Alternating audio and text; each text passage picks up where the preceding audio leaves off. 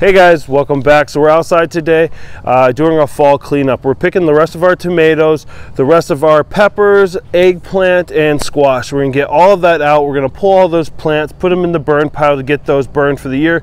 A lot of it's starting to have some spotting and some mildew on it, so I don't want to put it into our composting pile. So we're gonna do that, and then we're gonna amend the garden bed that we're gonna be planting all of our garlic in, because that's gonna be coming up, and we'll be planting that this week as well.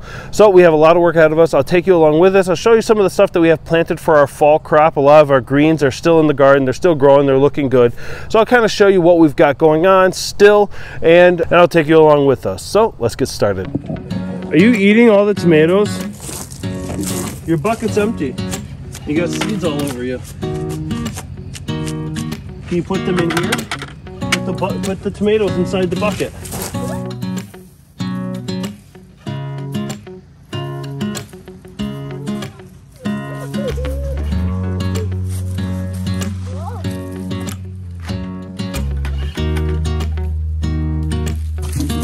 Oh, you did a really good job over here, bud. Yeah.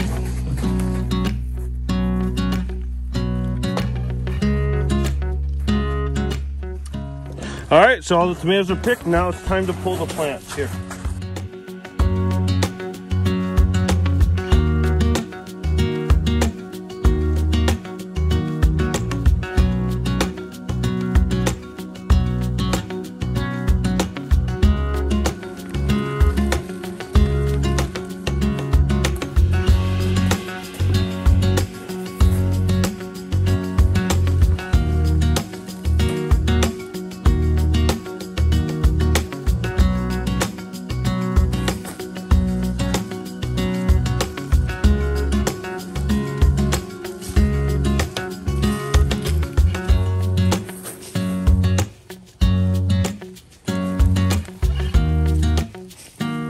Now still in this bed we have mustard greens growing all through here, so this is staying, and then we're going to keep watering this into the probably early winter. Still foraging for green beans. Both boys are in there looking for it, between that and eating kale.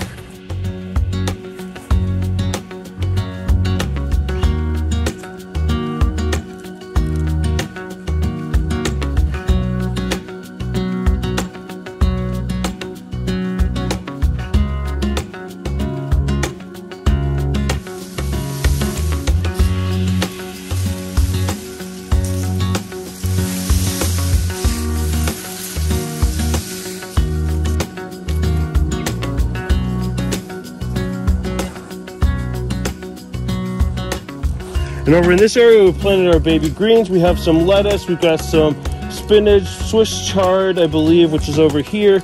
And then we have our kale over on the outside. So this will be coming in and should be good to go to stay here until early winter. If we start getting too cold, we might try to cover this up, maybe with a clear tarp or something like that, create a little greenhouse effect in here, protect it from the elements. But this is should be good here until we start harvesting it, probably sometime in November.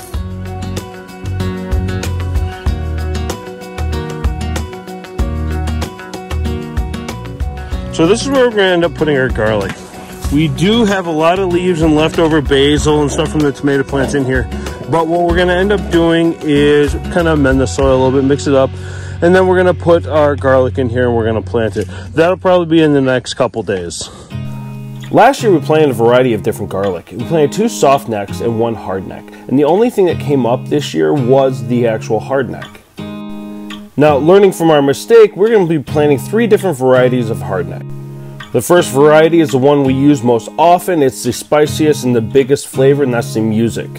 The next one's a little bit milder, but just as hearty. It's the chestnut red. And for our last variety, I have no idea. I just remember in the description that it said it was a great roasting garlic and a little bit milder in flavor. Now to prepare the bed, what we're going to do is basically mix it up. We're going to go and till up the soil to kind of mix up any potential roots or plant material that are left behind when we pulled all the plants. Now, hardneck garlic has fewer cloves in each bulb than the softneck varieties do. In this case, what we're going to do is try to peel away as much of the skin as we can to expose the actual clove, and then we're going to peel that part, keeping the skin around the clove itself intact.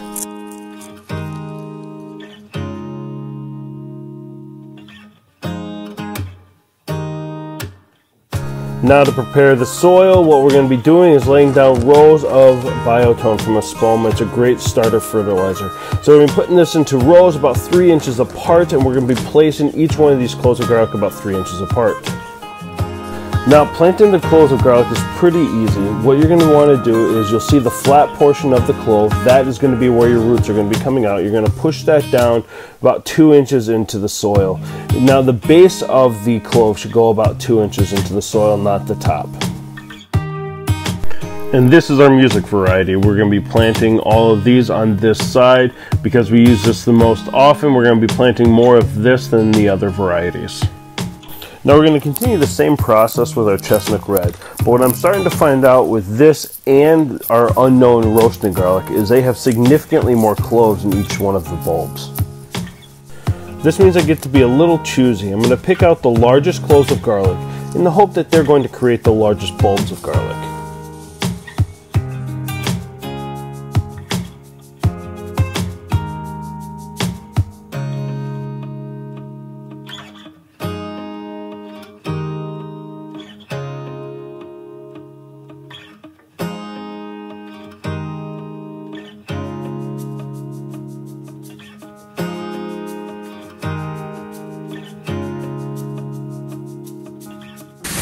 Any of the ones that actually broke open and the actual flesh is showing and it's not just the skin, any of those I didn't put into the ground. I ended up having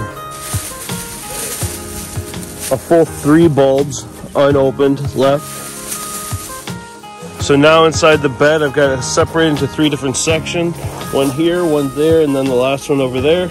And with that, I probably planted over 100 cloves of garlic, which should be more than enough for us to have a viable crop, to be able to have enough for our own usage, and have enough to be able to create our own seed garlic for next year. I'm optimistic and look forward to next July when we'll be able to harvest it. Now if you have any questions, leave them in the comment section below, and as always, thank you for watching, and we'll see you soon.